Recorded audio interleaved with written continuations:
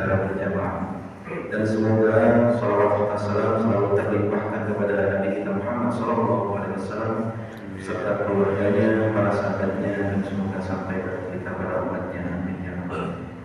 Bapak Ibu jamaah salat subuh rahimakumullah, saya akan menyampaikan kultum sedikit.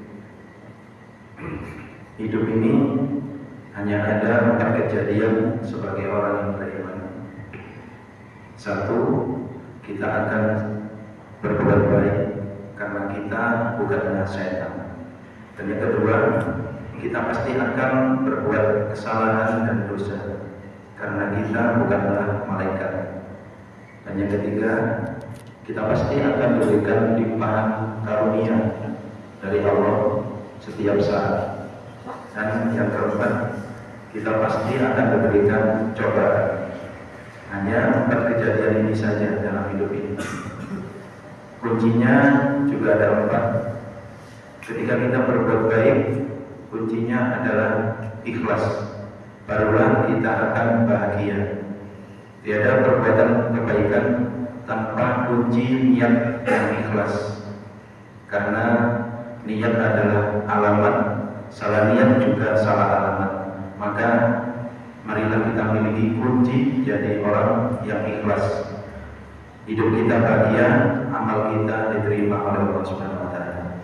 Dan yang kedua, kalau kita tergelincir berbuat kesalahan atau berdosa, maka kuncinya adalah segera bertobat.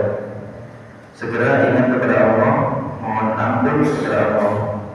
Semakin cepat kita bertobat, semakin dicintai oleh Allah. Dan yang ketiga, kalau kita mendapatkan nikmat dari Allah, nikmat tidak ada apa-apanya, tidak ada artinya tanpa kunci yang ketiga, yaitu syukur. Tanpa bersyukur, maka nikmat Allah tidak akan terasa kepada kita. Maka kita akan mendapatkan malapetaka, yaitu menjadi orang yang kufur. Maka syukurilah nikmat yang diberikan oleh Allah, baik itu yang kita anggap kecil ataupun yang kita anggap besar. Dan yang keempat adalah, kalau kita sedang diuji oleh Allah, kuncinya adalah sabar. Jalani saja, semua sudah diukur oleh Allah Subhanahu wa taala. Tidak ada Allah menguji hambanya itu untuk menjerumuskan, melainkan untuk menguji ketakwaan kita. Fa inna ma'al usri yusra, inna ma'al usri yusra. Dan di setiap kesulitan pasti ada kemudahan. Dan di setiap kesulitan itu pasti ada kemudahan. Satu kesulitan diapit 2 kemudahan. Ma'asyiral muslimin rahimakumullah, hanya itu saja yang dapat saya sampaikan, semoga bermanfaat.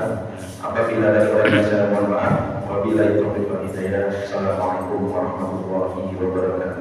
Waalaikumsalam warahmatullahi wabarakatuh.